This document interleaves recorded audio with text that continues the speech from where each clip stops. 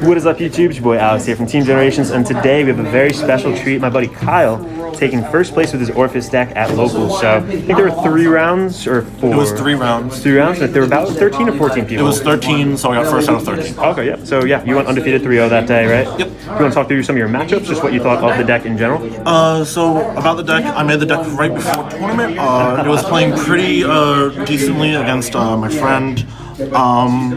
Round 1, I played the mirror, surprisingly enough, against your teammate. Of course. Yeah, against pretty grindy game.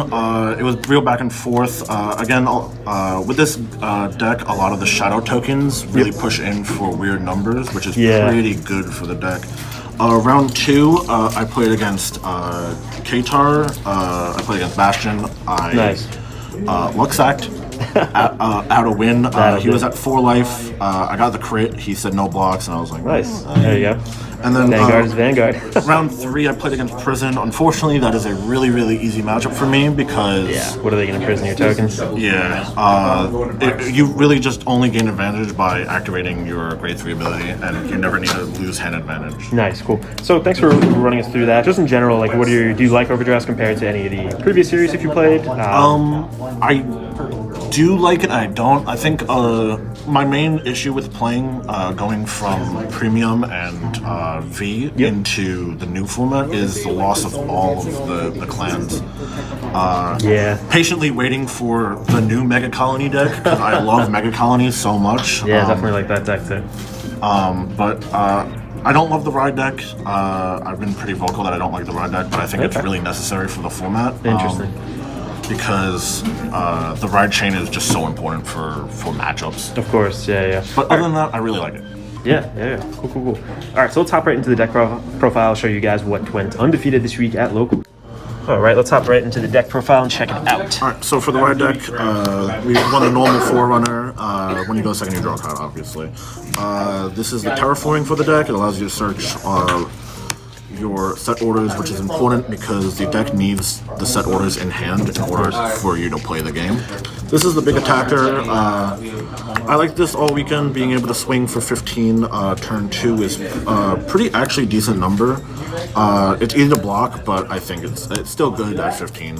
And so let me ask you a quick question though. So if we're on the grade 2, when I play, sometimes like if I'm calling out another beater trying to rush them down early, I'll actually put the 5k on the rear guard, just in case we do hit a trigger, like you both hit a trigger, that guy can at least pressure for a hit. Are you just, are you kind of the school of thought that you're just going to put the 5 on this guy? A lot of the times, like turn 2 especially, I'm not really a rushing player. I don't like to, like the game starts at your grade 3 turn for me. Yeah. That's true. And a lot of the times I won't even summon a creature until turn 3. Gotcha. And then we got the big idiot. He summons tokens. He's just so good. He gets advantage from nowhere. Just being able to summon these 15k boosters are just so strong. Having a column for 33 or 30 or 40 is just so good for the format. Yeah, of course. That's the ride deck. We play 15 tokens because so grade 1s, we got the Godzilla. This card was so good the entire tournament. Every time I drew this and it resolved, I think I just it was so much advantage that being able to counterblast and threaten with your other 1-drops and especially a tech card that I did play, it's just so good to threaten having open counterblast. Absolutely, yeah. Especially if your opponent thinks there's counter-starving you or whatever. Leaving you at 1. That's definitely nice. We got the Sentinel, pretty obvious. You gotta play 4. It's just so good. Also, it's the best looking one. IMO.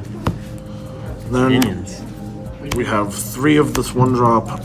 Just being able to have a 1k attack in Abyssal Dark Knight is good. It boosts. It does what you want. Obviously, when more cards come out in new packs, this is an easy cut for a lot of the other good cards that like the new set orders and stuff like that. Gotcha. This is what you want to keep your counterblast open for defensively, making it if you're in a Dark Knight, it gets 10k block. If you're in Abyssal Dark Knight, it gets 15k block. It's just basically 3 more. 15k total? Or 15k total for this. Oh, okay, gotcha. It just adds 10k. Yep. For 2 drops, we only play 2 units. 2 more of this guy, obviously, again. Do you mind just putting that in the middle, just a little more player there. When more cards come out, this card will be taken out. But for now, 15k, it's just good. Yeah. It's just a 15k blocker. For those nice numbers, yeah. Yep. 3 drops, we only play 5.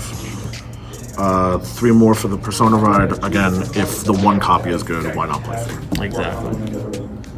How important do you think it is to Persona ride in this deck, and do you feel that you do kind of consistently do that? It has to. I think to get over a lot of the defensive decks in the format, like Zolga and surprisingly Keter is a weird matchup defensively or offensively. Right. Just being able to get an extra 10k is just so good. Also, the draw is not bad. Of course. When I played 2, I don't know how to say his name. I was thinking about playing 3.